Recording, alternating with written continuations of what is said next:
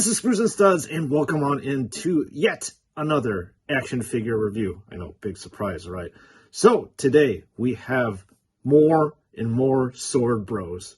Who doesn't like oodles and oodles of sword bros? These guys are a really, really cool looking chapter, and I'm glad that we're going to be getting 2 more of them to review on top of the 3 that came out. So there's nothing to do except jump right into the review. More Space Marines. Do it from the other side. Ooh, so shiny. Time to look at this crusading bad boy. What do we have on our hands? Obviously, we have Sword Bro number 5, I think, or something like that. Doesn't really matter. Let's take a look at him. Helmet-wise, we see light highlights up here, which is good. There is some nice differentiation between the black, nothing that we haven't seen thus far. Same thing with the pauldrons, red in color, shaded. Flip this around on the other side. Once again, red in color, shaded. Another heraldic shield with chain over here in the skull. So it looks like you have like a brick of metal attached to a ring of metal, and then it goes all the way across this action figure. I think this is a new thing, only exclusive to this action figure, which is really cool to see. And then there is like some kind of rendition of a purity seal, except that this part is it's a shield. And then you see the nice ribbons down here. Taking a look at the belt area, we have seen this look before on the previous Sword Brethren that have been released. It's like a mass of leather. You got some nice silver buckles here. Then you have this bone white tabard that's flowing down. That's actually very clean looking. Flip over to this side, you have the classic sword looking icon over here. Very cool. Flip this around, pretty much we have seen this before.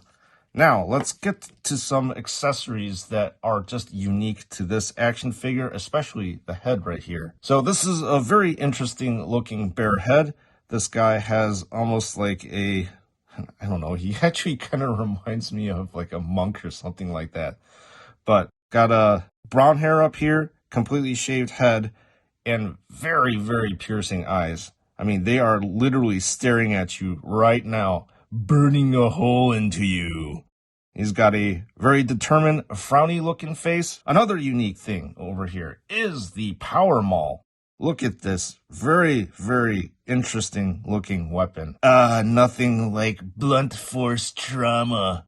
So taking a look at it, you get to see your normal dark gunmetal color all around this maul. And then it has been outfitted with some spikes that are a brass color for maximum skull bashing potential.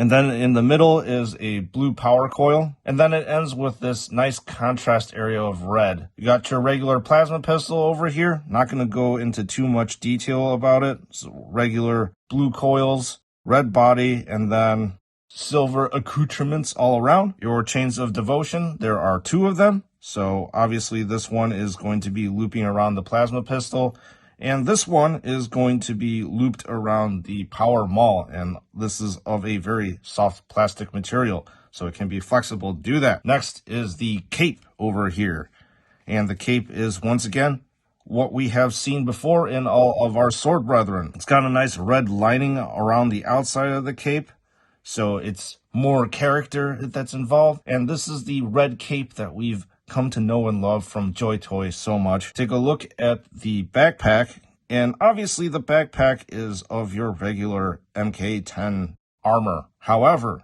the difference is it's got a big crusade-like icon on the back of it, and as you can tell, there is a lot of depth going on over here. Bronze color in the middle, and then edge highlighted with a nice silver tone, so great to see. So this also comes with 2 fists, and then finally a left hand for the trigger finger, and then a right hand to wield the Power Maul. So that does it for Sword Bro number 1. Let's take a look at Sword Bro number 2. The review. Let's go. So Sword Bro number 2 pretty much follows the same colored and pattern as Sword Bro number 1, so we're going to gloss over this. So the difference between the first helmet and the second helmet, you got these studs here. You obviously have an icon right in the left side of this helmet. The pauldron on this one is slightly different from the other sword brethren. As you can see, there is no skull in the middle. This is the other one. There's a skull in the middle, and there's a silver skull on the bottom of this one. So that's something that's slightly different. And let's just take a look at the other side, and that is the same case on this left-hand one. Then the heraldic shield is completely different. Obviously, it's a black. You've got a skull-looking color, a Black Templars icon. Moving on to the middle of this action figure, you get these long purity seal ribbons that flank the outside of it, and there is a classic symbol over here that is in red in the middle of this thing. And now we're going to take a look at the belt accessories on this action figure. You definitely have the gunmetal buckles, but you have these different like flower type silver accessories all around. And then dangly down here is, I suppose, another lantern thing. It's a gunmetal color and then changes up to a bronze color, and then it's been lightly highlighted with a silver color up top here. The power sword, again, is something that we have seen before on all of our JoyToy action figures. It's got the characteristic light silver at the end that gradually transitions to this dark gunmetal color, a blue power node, and then finally the rest of the very ornate sword is right here. I'll put this down, pick up the highlight of this action figure, which again is the bare head. Once again, this guy completely looks like a monastic brother. So he's got gray hair that has actually been highlighted a silver color, which is very interesting to see. You get the same piercing stare from his eyes. He's got a frowny face because in the 41st millennium, he means business. So there's actually not too much shading in there, but this is a really cool looking head. Now we have two different chains of devotion. This one is obviously going to be wrapping around the power sword, and this one is supposed to be wrapping around the Combi-Gun. Speaking of the Combi-Gun, let's take a look at it. I'm not exactly sure if we've seen a Combi-Gun ever be produced by JoyToy. This may be a first. So obviously this one is a combination of a plasma gun as well as a bolt gun or bolt rifle. So this is a very interesting thing to see. You got the blue plasma coils up here, and then the muzzle area for the plasma gun is up here. So I believe this is the power plant for the plasma as well. And then the magazine is down here. So very interesting looking thing. Maybe, again, the first combi weapon we get to see from JoyToy. I'm going to pick up the backpack, and we're going to focus in on this very ornate looking candelabra. So you got these candles that are sitting off to the side, this bronze looking body, and then a Black Templars symbol up here. And then finally, once again, your standard looking cape, red in color with dark red recesses. So very cool looking. And once again, pop helmeted head off. Ball and socket joint got stuck there. Pull this thing off. Out on the other side. Pop this guy on.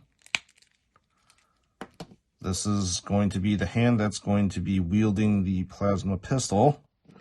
Loop this around real quick. Done. Wield the plasma pistol. There you go. Loop the chain around the Power Maul.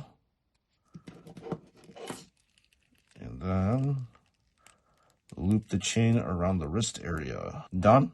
And then finally have him wield his skull bashing implement.